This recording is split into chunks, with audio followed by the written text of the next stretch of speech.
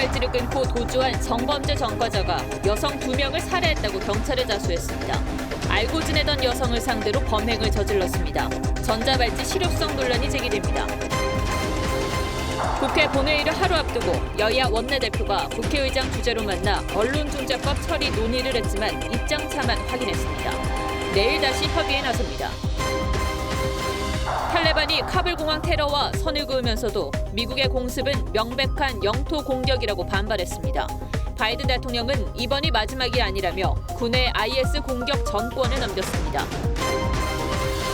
고등학생 4명이 노숙 할머니에게 담배 심부름을 강요하며 소녀상에 놓인 추모꽃으로 할머니를 폭행해 공분을 샀습니다.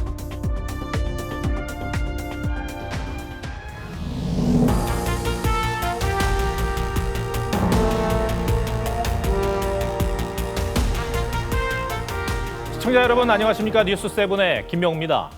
이틀 전 전자발찌를 끊고 도망갔던 성범죄 전과자가 오늘 경찰에 자수했습니다. 그런데 경찰에서 자백한 내용이 충격적입니다. 여성 2명을 살해했다는 겁니다. 전자발찌를 차고 있을 때 1명, 끊고 달아나면서 다른 1명을 살해한 것으로 파악됐습니다. 살해된 여성들은 과거 이 남성의 피해자는 아닌 것으로 알려졌습니다. 먼저 이채연 기자가 사건 개요를 전해드리겠습니다. 56살 강모 씨가 서울 송파경찰서에 나타난 건 오늘 오전 8시쯤. 강 씨는 여성 2명을 살해했다며 자수 이유를 설명했습니다. 강 씨는 2005년 특수강제추행 등 혐의가 인정돼 15년간 복역한 뒤 지난 5월 5년간 전자발찌를 부착하는 조건으로 가출소했습니다. 그런데 불과 석 달여 만인 지난 27일 오후 5시 반쯤 전자발찌를 끊고 사라져 검거령이 내려진 상태였습니다. 법무부 위치추적 중앙관제센터는 강 씨가 전자발찌를 훼손한 사실을 관제 요원이 확인하고 즉각 경찰 112 상황실과 서울 동부보호관찰소에 알려 출동을 요청했다고 설명했습니다. 서울 경기 지역 보호관찰소 10곳과 경찰서 8곳이 검거에 나섰지만 강 씨가 도주 행각을 벌인 이틀 사이 벌어진 2건의 살인 사건을 막지 못했습니다. 경찰은 서울 송파구 강 씨의 자택과 차량에서 40대와 50대인 피해 여성 2명의 시신을 수습했습니다. 경찰은 범행의 중대성을 고려해 강 씨에 대한 구속영장을 신청할 예정입니다. TV조선 이채연입니다. 이 끔찍한 사건에서 전자발찌가 아무런 역할을 하지 못했다는 점은 심각한 문제로 보입니다. 전자발찌는 주로 성범죄를 막기 위해 위치 추적을 할 수 있는 장치인데 이 남성이 2명을 살해할 동안 관계기관은 아무런 대응도 하지 못했습니다. 숨진 피해자들은 이 남성과 평소 알고 지내던 사이였습니다. 계속해서 이재중 기자입니다. 연쇄살인 혐의로 긴급 체포된 56살 강모 씨는 지난 27일 전자발찌를 찬 상태에서 1차 범행을 저지른 것으로 파악됐습니다. 이틀 뒤인 오늘 아침 자수하기 전 도주 과정에서도 2차 범행을 이어간 겁니다. 강 씨는 경찰 조사에서 1명은 친구, 1명은 알고 지내던 사이라고 진술했고 범행 사실이 발각돼 경찰에 잡힐 것이라 생각했다고 했습니다. 강 씨가 전자발찌를 끄는 직후 보인 행적도 의문투성입니다. 지난 27일 오후 5시 31분 서울 송파구 신천동 거리에서 전자발찌를 끄는 뒤 지하철 8호선 몽촌토성역 인근에 전자발찌를 버린 것으로 확인됐습니다. 이후 렌터카를 이용해 서울역으로 이동한 뒤 차량을 버리고 잠적했습니다. 하지만 김 씨는 자수를 위해 서울 송파경찰서로 올 때는 본인 차량을 이용했습니다. 차량에 숨진 피해자도 동승한 상태였습니다. 경찰은 수사에 혼선을 주기 위한 의도일 가능성도 배제하지 않고 있습니다. 경찰은 피해자 부검을 통해 정확한 사인을 확인하는 한편 강 씨를 상대로 범행 동기를 캐묻고 있습니다. TV조선 이재중입니다. 이번엔 이 사건 수사가 진행 중인 서울 송파경찰서 연결해 수사 상황 짚어보겠습니다. 한지은 기자. 네, 서울 송파경찰서에 나와 있습니다. 긴급 체포 이후 피의자 조사가 진행되고 있습니까?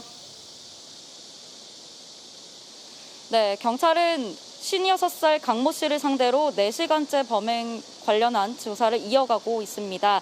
현재 범행에 이르게 된 경위를 집중해서 캐묻고 있는 것으로 전해졌습니다. 오후 3시부터 시작된 조사를 마치는 대로 강 씨에 대한 구속영장을 신청할 계획입니다. 이 검거된 피의자의 범죄 전력만 14건에 달한다던데요.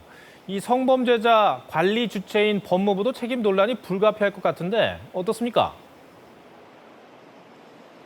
네, 앞서 보신 것처럼 피의자 강 씨는 특수 강제추행 등 혐의가 인정돼 징역 15년형을 선고받고 복역했습니다. 이외에도 14건의 처벌 전력이 있는데도 가출소 후 전자발찌를 끊고 연쇄 살인 범행을 저지른 것으로 드러나 성범죄자 관리 부실 논란은 불가피해 보입니다. 법무부도 논란을 의식한 듯 피의자 강 씨가 지난 27일 전자발찌를 훼손한 직후 경찰과 공조해 검거에 총력을 기울였다며 검거 압박을 느낀 강 씨가 자수한 것이라고 강조하기도 했습니다. 하지만 1차 범행이 전자발찌를 차고 있는 상황에서 벌어졌고 전자발찌를 끊은 뒤 2차 범행으로 이어졌다는 점에서 성범죄자를 전자발찌로 관리하는 데 한계가 드러났다는 지적도 나옵니다. 현재 재범 가능성을 감안해 전자발찌로 관리 중인 성폭력 사범은 전체 대상자 중 3천여 명 수준인데 올해 들어 지난 7월까지 11건의 훼손 사례가 발생했습니다. 법무부와 교정당국도 성범죄자 부실 관리와 전자발찌 무용론의 보완책 마련이 시급해 보입니다. TV조선 한지은입니다. 언론에 대한 징벌적 손해배상을 담은 언론중재법 본회의 상정을 하루 앞두고 여야 원내대표가 국회의장 중재로 한자리에 모였습니다. 하지만 본회의를 1시간 늦춘다는 결론에 그쳤습니다. 내일 본회의 직전 다시 최종 단판을 짓겠다는 계획입니다. 윤수영 기자가 보도합니다. 박병석 국회의장 주재로 만난 여야 원내대표가 1시간 20분 가까이 격론을 벌였지만 합의점을 찾지 못한 채 돌아섰습니다. 양당의 입장 차이는 아직 좁혀지지 못했고요. 계속 노력하기로 했습니다. 내일 오후 4시로 예정된 본회의를 1시간 늦추고 최종 단판을 짓겠다는 계획이지만 여전히 입장 차가 큽니다. 야당이 핵심적으로 문제 삼고 있는 조항이 무엇인지 그 부분에 대해서도 충분하게 의견을 또 피력을 했습니다.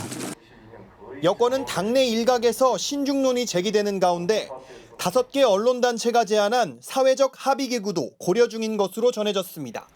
하지만 야당은 여당이 제안한 전원위원회 소집은 물론 사회적 합의기구 등 대안도 법안 강행 처리에 명분만 줄 뿐이라며 반대하는 상황입니다.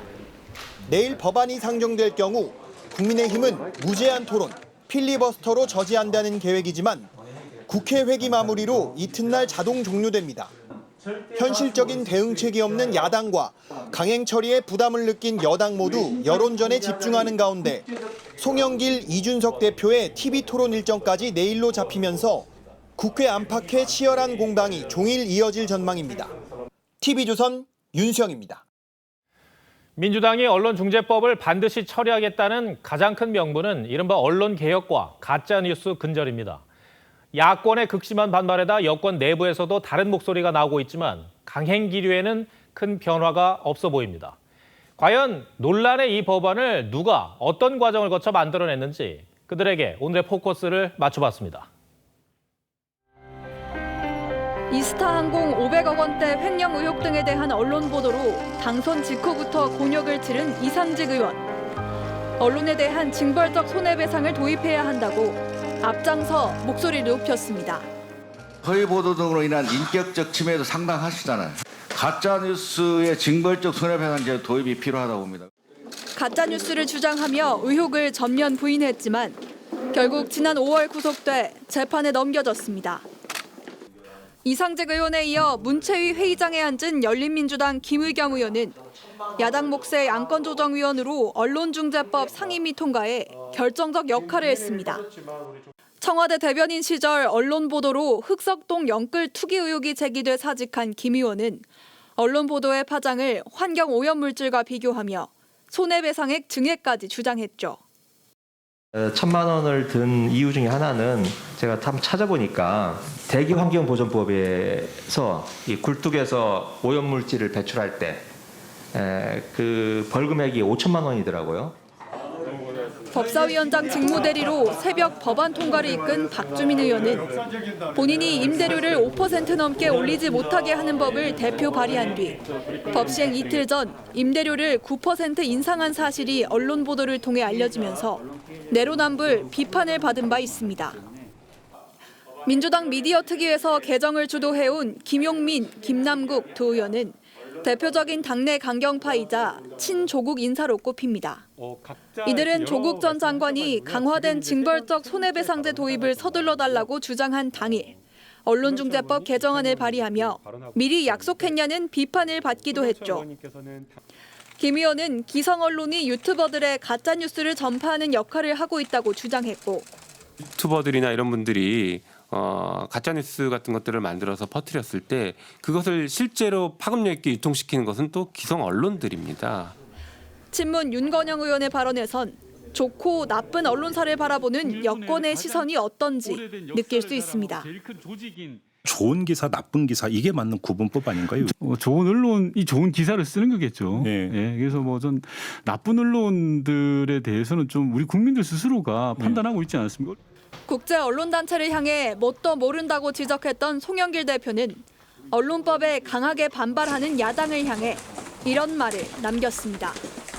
야당은 무턱대고 반대할 것이 아니라 평생 야당만 할 생각인가요? 이른바 언론개혁과 가짜뉴스 구제를 내건 이들의 주장대로 언론중재법이 과연 그런 역할을 제대로 할 수 있을지 뉴스7 포커스였습니다. 탈레반의 위협을 피해 국내로 온 아프간인들은 특별 기여자 자격이 부여돼 일반 난민보다 많은 지원이 이루어진다고 합니다. 하지만 이 정착 문제가 해결되기까지 이들에겐 물론 우리에게도 많은 과제가 남아 있습니다. 2년 전 한국에 들어와 살고 있는 아프간 유학생을 통해 무엇이 힘들었는지 신경희 기자가 직접 만나 들어봤습니다. 재작년 한국의 성장 모델을 배우기 위해 연구 유학 비자로 한국을 찾은 아프가니스탄 유학생 29살 아만 씨. 낯선 먹거리뿐만 아니라 장을 보는 것부터 도전에 가까웠다고 말합니다. In Afghanistan and the Korea, the cuisines are too different. I don't know about the cacao map or cacao taco or something like these things that I can communicate. 아프간 출신임을 밝혔다가 한국 사람들로부터 비하에 가까운 말도 들어야 했습니다. Some of the Koreans making some joke about that. Do you like Taliban? Or it is making me panic. No one Afghan like Taliban or no one Afghan like terrorism or ISIS. 아만 씨는 아프간에서 구출된 390명의 동포에 대해 고마움을 표시하면서도 아프간 현지에서 들려오는 상황에 안타까워했습니다. Girl doesn't go to school. The school is a very scary place for them. It's a danger. 아만 씨는 아프간인의 자활을 위해선 한국어와 일자리 교육이 급선무라고 강조했습니다. It is better to Korean government that help or teach the Afghanistan people that they can work. 특별기여자 신분으로 입국한 아프간인 390명 중 코로나19 확진자 4명을 제외한 인원은 충북 진천에서 자가격리 중입니다. TV조선 신경입니다. 네, 국내 코로나 신규 환자가 1,600명대 초반에 기록해 주말 효과가 무색했습니다. 방역 당국의 최근 고민은 학교입니다. 다음 주 전국의 모든 학교가 개학을 앞두고 있는 상황에서 백신을 맞지 않은 학생들의 확진이 이어지고 있기 때문입니다. 곧 추석 방역 대책도 발표할 예정인데 정부는 추석 전 3주 동안에 초점을 맞추고 있습니다. 서영일 기자입니다. 광주 서구의 한 고등학교. 개학 후 지난 22일 학생이 확진된 뒤 19명이 양성 판정을 받았습니다. 학생하고 교직원 총 312명 자가격리 됐네요. 서울 노원구의 이 유치원에서도 22일 원생이 처음 확진된 뒤 지금까지 22명이 감염됐습니다. 이달부터 전국 유초중고에서 등교 개학이 순차적으로 이루어지고 있는 가운데 학교 감염도 이어지면서 학생 확진자는 하루 평균 160여 명으로 치솟았습니다. 다음 주엔 전국의 모든 학교가 2학기 개학을 마무리하고 9월 6일부턴 4단계 지역에서도 3분의 2까지 등교가 가능해지면서 미접종 청소년을 중심으로 확산이 늘어날 우려가 나옵니다. 특히 정부는 추석을 앞두고 54일째 4자릿수 확진이 이어지면서 남은 3주 동안 유행의 고리를 끊어야 한다고 강조했습니다. 추석 전까지 4차 유행을 확실히 반전시켜야 하겠다는 그런 절박감을 가지고 있습니다. 정부는 가족 모임과 기차 예매 지침 등이 포함된 추석 방역 대책과 다음 달 5일 이후 적용될 거리두기 조정안을 함께 검토해 오는 금요일 발표할 예정입니다.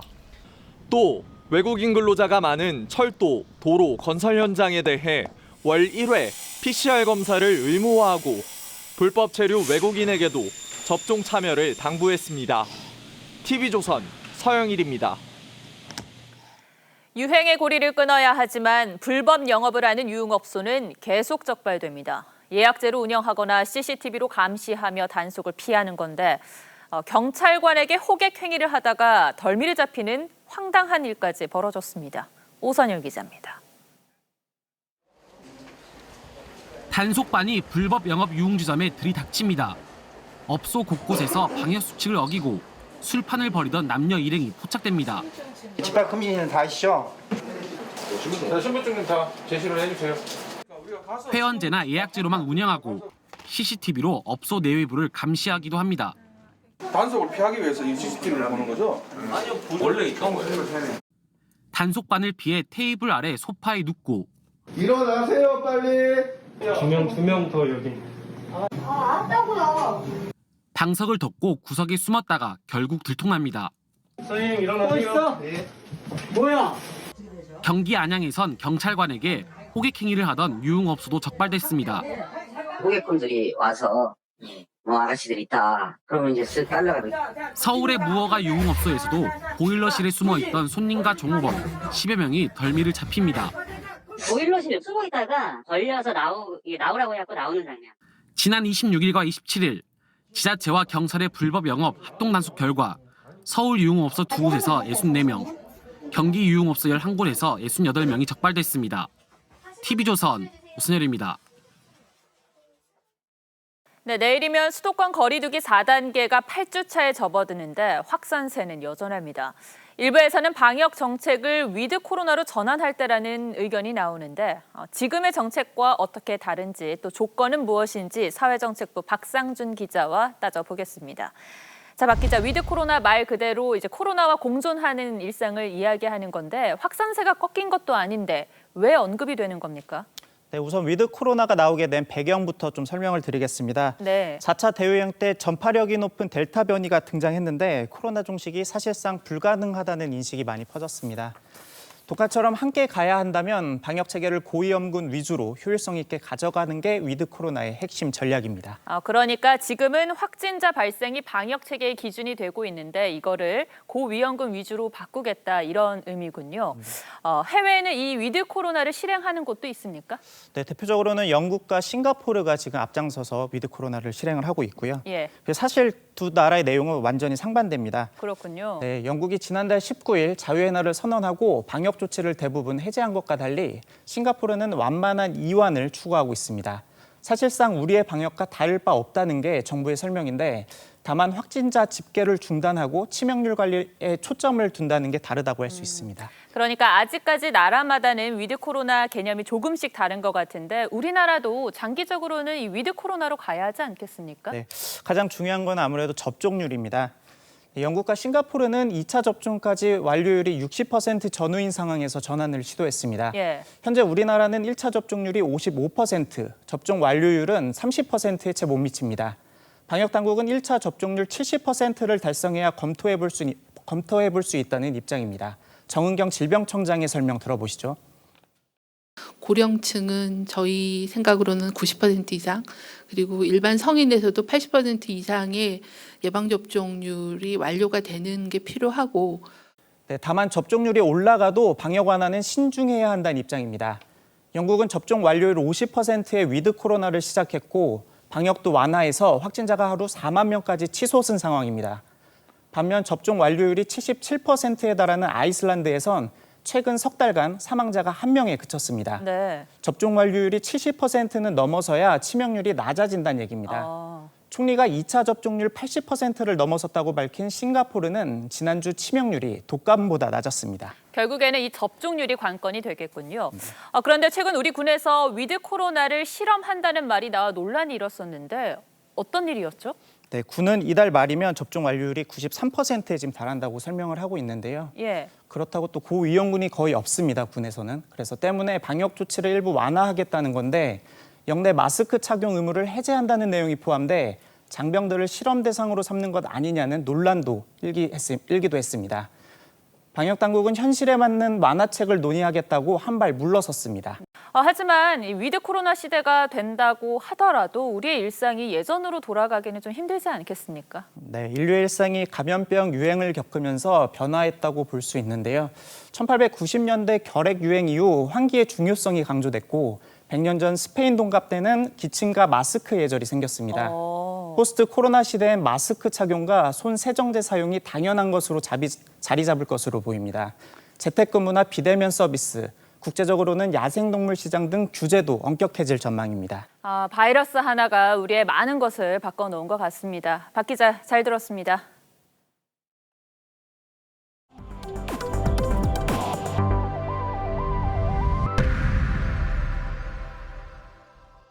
네, 60대 노숙 할머니를 꽃으로 때리고 있는 이들은 고등학생들입니다. 할머니에게 담배 심부름을 시키고 소녀상에 놓인 추모꽃을 이렇게 조롱하는 데 썼습니다.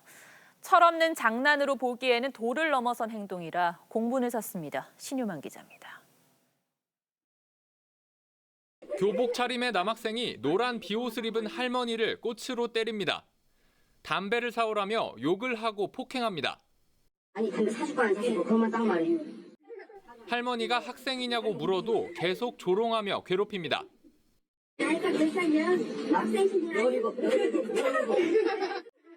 지켜보던 고교생 일행들도 영상을 촬영하며 비웃기까지 합니다. 지난 25일 밤 11시 30분쯤 경기 여주 한글시장 앞에서 고교생 4명이 벌인 일입니다. 학생들은 불과 50m 거리에 경찰 지구대가 있는 곳도 아랑곳하지 않고 이곳에서 할머니를 폭행했습니다. 피해 할머니는 근처 평화의 소녀상 주변에 머물던 60대 노숙인이었습니다.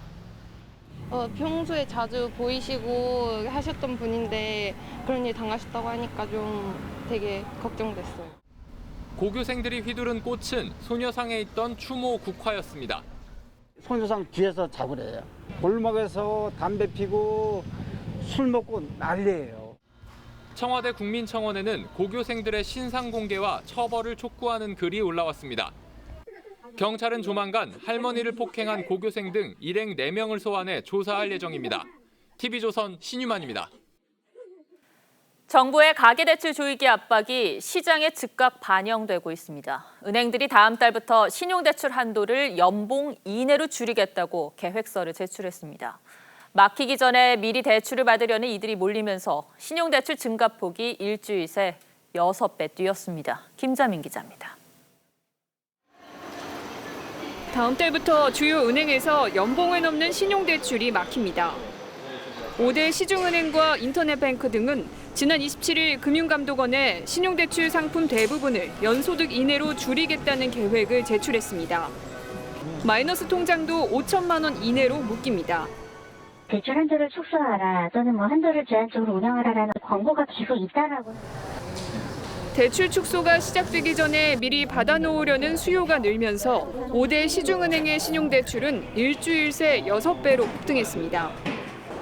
같은 기간 마이너스 통장은 15,366개가 새로 개설됐습니다. 전주보다 61%가 늘어난 수치입니다. 사람들이 다 돈 쓸 계획을 세워놓고 나서 지금 대출을 받으려고 그랬었는데 그걸 딱 막아버리면은 그 계획이란 것이 뭐 이사라든지 이런 것들이니까 그거 어떻게 할 수가 없는 거 아니에요. 전문가들은 0.25%포인트 금리 인상으로 당장 대출 옥죄기 효과가 기대만큼 나타나지 않을 것이라며 추가로 금리가 인상될 가능성이 있다고 내다봤습니다. TV조선 김자민입니다. 대출 중단 여파는 부동산 시장에도 미치고 있습니다. 이번 달 서울 아파트 매매와 전월세 거래가 모두 급감했습니다. 양도세 중과 때문에 매물이 줄어든 데다 대출이 막혀서 자금 조달이 어려워진 실수요자들도 마음을 접고 있기 때문입니다. 이런 거래 절벽에도 신고가 거래는 계속 나오는 비정상적인 상황인데 수도권 집값은 14년 8개월 만에 최대 상승폭을 기록했습니다. 김주영 기자입니다. 서울 마포구의 대단지 아파트. 전용 85제곱미터형 매매 거래가 6월에 3건, 7월에 1건 이뤄진 이후 8월에는 아직 거래가 없습니다. 호가는 올라가 있고요. 실제 거래 사례는 굉장히 많이 지금 뜸한 상태입니다. 대출 규제되었죠. 할 수가 있는 게 없잖아요. 현재까지 8월 서울 아파트 매매 거래는 1,400여 건으로 지난달 3분의 1 수준입니다. 집값 목표치를 생각을 하고 돈을 모았는데 또 이게 날짜가 지나면 또 오르고 이래서 실상은 내 집 마련을 하기가 너무 어려운. 월 평균 12,000건을 넘어서던 전월세 거래도 8월 현재까지 9,400여 건에 불과합니다. 보유세와 양도소득세 중과가 시작되며 지난 6월부터 매물이 줄었고 정부 규제로 대출 한도가 줄며 실수요자들의 자금 조달도 어려워졌습니다. 양도세 중과세 때문에 다주택자들이 주택을 매도하지 못하는 것이 오히려 거래를 절벽으로 만드는 현상이 나타나지 않았나는 생각. 집값은 상승 기대감에 끝없이 오르고 있습니다. 서울 아파트 값은 8월에 1.19% 오르며 상승폭이 커졌고 수도권 집값은 한 달 만에 1.88% 올라 14년 8개월 만에 최대폭으로 올랐습니다. TV조선 김주영입니다. 네, 더불어민주당이 모레 충청권에서 첫 경선 투표에 들어갑니다. 이 초반 승부가 경선 전체 판세까지 영향을 주기 때문에 각 후보들은 주말 내내 충청 표심 잡기에 집중했습니다. 경선 후보 등록을 하루 앞둔 국민의힘에선 부동산과 청년층 공약이 이어졌는데 역선택 방지 조항에 대한 공방도 커지고 있습니다. 이광희 기자 리포트 보시고 뉴스야 이어가겠습니다. 민주당 이재명 후보는 충청 지역을 첨단 산업의 세계 공장으로 키우는 7대 공약을 발표하면서 세종시엔 제2 집무실 설치를 약속했습니다. 국회 세종의사당 설치로 행정 수도를 완성하고 세종시에 대통령 제2 집무실을 설치하겠습니다. 이낙연 후보는 충청 지역 당원을 만나 경선 조직력을 강화하는 데 주력했습니다. 충청북도의 중부 3군 에서 민주당의 씨앗을 뿌리고 확진자 접촉으로 자가격리 중인 정세균 후보는 비대면으로 충남 당원과 만났습니다. 출마 선언 2달 만에 1호 공약을 발표한 윤석열 후보는 청년층에 대한 원가 주택 공급과 대출 규제 완화를 약속했습니다. 맞춤형 분양주택인 청년 원가 주택을 공급하고자 합니다. 홍준표 후보는 청와대 앞에서 언론중재법을 규탄하는 1인 시위를 했습니다. 아마 퇴임 후에 문 대통령에 대한 역풍이 정말 강하게 여당 지지층의 역선택을 경선 조사에 포함할지 여부를 놓고선 공방이 이어졌습니다. 유승민 후보는 윤석열 후보를 만난 정홍원 선관위원장이 역선택 방지 조항 의지를 보였다며 윤 후보의 조력자냐고 정면 비판했습니다. 선관위가 그런 불공정한 결정을 하지 못하도록 제가 미리 제 입장을 분명히. 정의당 심상정 의원은 34년 묵은 양당 체제 불판을 갈겠다며 네 번째 대선 출사표를 던졌습니다. TV조선 이광입니다.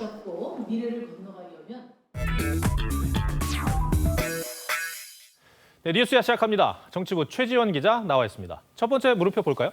네, 첫 번째 물음표는 이해찬, 김종인, 강호의 마지막 승부. 네, 이해찬 전 대표, 김종인 전 위원장 모습이 보입니다.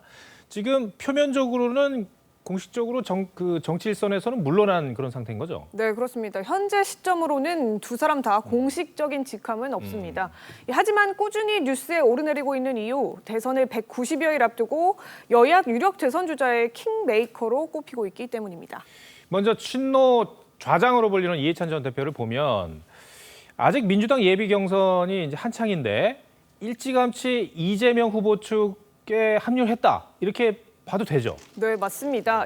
특히 이재명 후보는 당내 경쟁자들에 비해서 여의도 정치 경험이 부족하다 이렇게 볼 수 있는데 이 전 대표가 자신의 정치 기반이 된 전국 단위 지지 조직을 사실상 승계했다고 합니다. 네. 조정식 그리고 또 이해식 등 친노 진영으로 불리는 의원들의 캠프 합류를 통해서 원내적으로 새 확장도 도왔고요.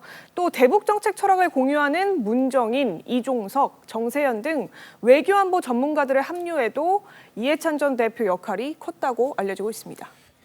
당에서 비주류이고 또 지난 대선에서 문재인 대통령하고 경쟁자였던 이재명 후보를 돕는 이유가 뭘까요? 네, 저도 그 점이 궁금했는데 이 정권 연장이 목표인 이 전 대표 입장에서 보면 어떻게 보면 당연스럽게도 후보의 경쟁력이 1순위로 고려됐다고 볼 수도 있겠죠. 그리고 또 이재명 캠프 측에 어떤 배경이 있었는지 더 취재를 해봤는데 이 전 대표와 이른바 원조 친문 진영 사이의 미묘한 갈등도 빠른 합류 배경으로 꼽히고 있습니다. 바로 지난 2016년 총선에서 이 전 대표가 공천 배제되는 일이 있었잖아요. 그렇죠. 이 당시에 전임 대표이자 대선 주자였던 문 대통령이 침묵을 했고 또 친문 의원들도 사실상 이 사태에 대해서 묵과를 했었다는 겁니다. 김종인 전 위원장은 이제 윤석열 캠프 영입이 꾸준히 이제 언급되는 그런 상황인데 이해찬 전 대표와는 달리 적극적으로 어떤 역할을 생각하고 있는 건 아닌 것처럼 보여요. 네, 아직까지는 조금 자제하는 모습이 예. 엿보이죠. 이 김 전 위원장은 하나의 정당에서 꾸준하게 조직을 움직여온 이해찬 전 대표와는 비교적 다른 스타일입니다. 경선 중에 조기 등판보다는 전략적으로 막판 승부수를 띄우는 방식으로 도울 가능성이 거론되고 있습니다. 다만 윤석열 후보와는 최근 회동 사실이 여러 차례 알려지기도 했고 또 자주 전화 통화를 하면서 긴밀하게 소통하는 것으로 전해지고 있습니다. 야권에서는 위기 신호가 커질수록 김종인 역할론에 대한 목소리가 높아질 수밖에 없는 만큼 내일부터 시작되는 국민의힘 경선 과정이 어떻게 흘러갈지에 따라 등판 시기, 이 김 전 위원장의 등판 시기에도 영향을 줄 것으로 보입니다. 두 사람 모두 대표급 원로이기 때문에 각 당의 그 후보가 최종 결정된 뒤에 공식적으로 등판할 것 같아요. 네. 첫 번째 물음표 정리해 주시죠.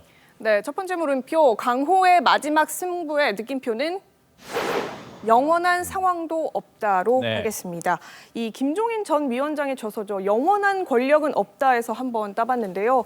이 사실 킹메이커와 상황, 이 어감이 많이 다르지만 이 정치권에서는 종이 한 장 차이다 이런 의견들도 많습니다. 이 두 노익장의 마지막 승부가 불필요한 상황 논란으로까지 이어지지 않았으면 하는 바람도 있습니다. 네. 두 번째 물음표는 뭡니까? 예, 두 번째 물음표는 역행하는 20대로 하겠습니다. 예. 선거를 앞두고 MZ세대, 그러니까 젊은 층 얘기를 많이 언급을 하는데 그런데 이 젊은 세대가 무엇에 역행을 한다는 건가요? 네, 우선 지난주 초에 실시된 여론조사를 한번 보겠습니다. 당시 기준으로 윤석열, 이재명, 이낙연, 홍준표 후보가 선두권에 이름을 올렸는데 특히 윤석열, 이재명 후보는 오차 범위 내 접전이었고요. 이낙연, 홍준표 후보는 각각 12%포인트, 16%포인트가량 이재명 후보와 격차가 기록됐습니다. 그런데 여기서 20대 표심만 따로 뽑아서 한번 살펴봤더니 네 사람 모두 10%대로 오차 범위 내 초박빙 접전 양상을 보였습니다. 이게 방금 언급한 4명 후보만 20대 설문 대상으로 한 게 아니고 전 여야 후보 모두를 대상으로 한 거죠. 그런데 유독 젊은 층의 표심만 좀 다른 경향을 보였다는 그런 말이죠. 네, 그렇습니다. 지지도 전체 연령대 지지도와 달리 격차도 줄었고 표심의 방향도 다 다르다 이렇게 해석을 해볼 수가 있는데 이 비슷한 기간의 다른 조사 내용을 한번 살펴봐도 마찬가지입니다. 이 전체 유권자는 윤석열, 이재명, 이낙연, 홍준표의 구도였지만 20대 유권자들로만 보면 이낙연 후보가 이재명 후보를 2배 이상 앞섰고요. 5배 가까이 차이가 났던 윤석열, 홍준표 후보는 오차 범위 내로 격차가 확 줄었습니다. 일단 눈길을 끄는 게 이재명 후보의 지지도인데 보통 젊은 층은 통상 진보 성향이라고 하잖아요. 그런데 이재명 후보는 압도적으로 이 젊은 층에서 지지를 얻고 있지는 못하는 것 같아요. 네, 맞습니다. 이 본격 경선 국면이 되면서 아무래도 공격보다는 방어에 집중을 하다 보니까 과거처럼 시원한 모습은 다소 줄었다고도 볼 수가 있습니다. 여기에 최근 조국 전 장관 관련한 공방 속에서도 침묵 또는 간접 지지 입장까지 나오면서 20대 표심 일부가 이탈한 것이 아니냐 이런 분석도 나오고 있습니다. 지난 재보선을 기점으로 해서 2대남이라고 그래가지고 그 과거보다 20대 남성의 표심이 이제 주목을 받고 있는데, 그런데 야당에선 윤석열, 홍준표 두 사람 차이도 크지 않습니다. 네, 그렇습니다. 최근에 이 홍 후보는 트레이드마크였던 붉은 넥타이를 던졌고요. 푸른 상의와 넥타이를 이용하고 있는데 중도 청년층 지지를 위한 포석이다 이런 해석도 나오고 있습니다. 최근 본인에 대한 신조어까지 나오면서 이를 적극적으로 활용하는 분위기도 감지가 되고 있습니다. 네, 알겠습니다. 두 번째 물음표도 정리해 볼까요? 네, 역행하는 20대 느낌표는요. 이번엔 특별히 영상으로 대체해 보겠습니다. 네. 요즘 MZ세대가 이런 것 때문에 힘들다는데 이거 우리가 좀 나서야 되는 거 아니야? 아저씨 승질 좀 있다면서요? 맞아요. 오, 솔직하신데요? 솔직한 게 요즘 MZ 스타일이니까요. 네, 이 유행만 쫓는 어설픈 유머나 억지로 MZ세대를 연결짓는 것은 오히려 역풍을 부른다 이런 지적도 있습니다. 대세론에 휩쓸리거나 이길 가능성이 큰 후보에게 전략적으로 표를 몰아주자는 기존의 정치 문법과는 차이가 있는 이 20대의 민심 어떻게 잡을지 결국 여야 주자들의 진정성에 담겼다 이렇게 볼 수도 있겠습니다. 네, 최주현 기자 오늘 설명 잘 들었습니다.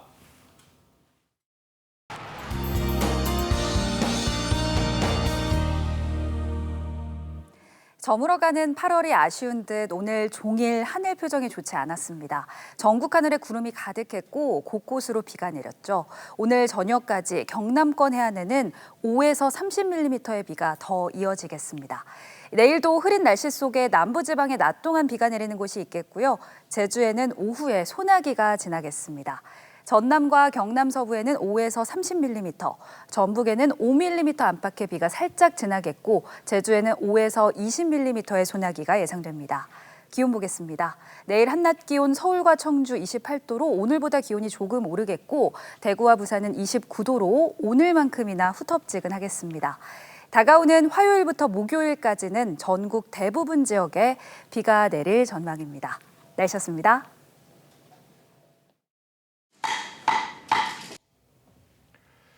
모두가 아니라고 할 땐 잠시라도 귀를 여는 게 이치에 맞을 겁니다. 그런 점에서 언론중재법을 처리하려는 민주당의 움직임은 독단이란 표현 말고는 떠오르지 않습니다. 나라 안팎에서 민주주의가 위태로워질 것이란 우려가 쏟아지자 잠시 숨고르기를 할 것이란 전망도 나오지만 지켜볼 일입니다. 아무리 들여다봐도 허위 보도로부터 국민을 구제하겠다는 법의 취지보다는 자신들을 비판하는 기사가 싫은 게 아닐까요? 앞으로 이 법을 통과시키기 위해 집권 여당이 어떤 일을 하는지 국민들은 살펴볼 것입니다. 민주화 운동을 했다는 사람들이 집권한 대한민국에서 민주주의를 걱정하게 될 줄은 몰랐습니다. 시청해주셔서 고맙습니다.